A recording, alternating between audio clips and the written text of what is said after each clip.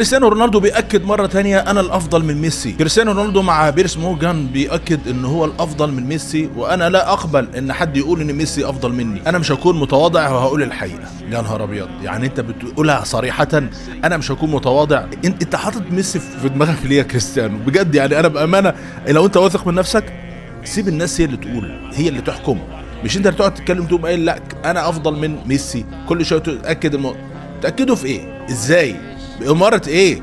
يعني ايه كل شويه تقول انا الافضل طوال الوقت، انا الافضل طول العمر، انا دي اصلا الوحيده ان كان في ناس بيفضلوا كريستيانو رونالدو، بس الفتره الاخيره ديت دلوقتي بيفضلوا ميسي بسبب حاجتين: استمراريه، الناس شافت قد ايه ان هو ميسي مهما حصل فيه من عمر برضه عنده مهاره، لكن كريستيانو رونالدو بيعاني برغم انه يعني انت بتتكلم على 13 بطوله مع النصر ما خدش منها اي بطوله، وبرضه مفيش تواضع من كريستيانو رونالدو. الموضوع حتى لو حد بيفضلك هيشوفك كده يقول يا اخي فين، انا ما بحبش الشخص اللي بيتكبر.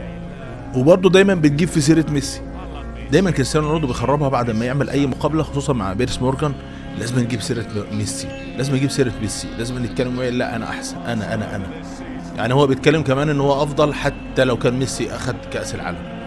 رايكم ايه؟ اكتبوا لنا في التعليقات اللي يشوف الافضليه لميسي واللي يشوف الافضليه لرونالدو. لايك ومتابعه عشان يوصلكم كل